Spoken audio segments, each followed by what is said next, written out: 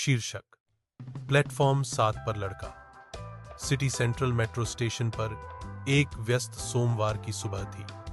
भीड़ एक लहर की तरह आगे बढ़ी, तेज, अराजक और शोरगुल वाली। इस भीड़ के बीच किसी ने भी प्लेटफॉर्म 7 के पास अकेले खड़े एक छोटे लड़के पर ध्यान नहीं दिया। वह 5 साल से अधिक का नहीं था। लाल टी शर्ट और नीली शॉर्ट्स पहने हुए था। एक हाथ में आधा खाया हुआ चॉकलेट बार पकड़े हुए था और दूसरे में एक छोटा हरा डायनासोर खिलौना पकड़े हुए था। उसकी आंखें चौड़ी और चिंतित अजनबियों के समुद्र को स्कैन कर रही थी।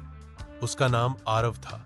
वह अपनी मां के साथ चल रहा था। उसका हाथ कसकर पकड़े हुए था, लेकिन टिकट काउंटर के पास भीड़ के अचानक धक्का लगने से उसकी पकड़ छूट गई और बस उसी तरह आरव लोगों की धारा में बह गया। अब वह चुपचाप खड़ा था, रोने की कोशिश न करते हुए। ऊपरी घोषणाओं का उसके लिए कोई मतलब नहीं था और ट्रेनों की गड़गड़ाहट ने उसे और भी घबरा दिया। मीरा नाम की एक युवती जो काम पर जा रही एक स्कूल टीचर थी, ने उसे देखा। भीड़ में लड़के की स्थिरता ने उसकी नजर खींची। वह उसके पास गई और उसके बगल में घुटने टेक दिए। नमस्ते प्रिय, क्या तुम खो गए हो? उसने धीरे से पूछा। आरव ने सिर हिलाया। आंसू आखिरकार उसकी गालों पर गिर गए। मीरा ने धीरे से उसका हाथ थामा और उसे सहायता डेस्क पर ले गई।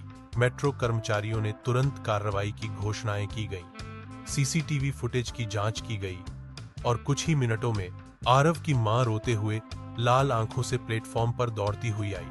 जिस क्षण उसने उसे देखा, उसने अपना बैग गिरा दिया और उसे अपनी बाहों में खींच लिया। मुझे बहुत खेद है, उसने फुसफुसाया, बार बार उसके माथे पर चुंबन करते हुए। गड़गड़ाहट ने उसे और भी घबरा दिया। मीरा नाम की एक युवती जो काम पर जा रही एक स्कूल टीचर थी, ने उसे देखा।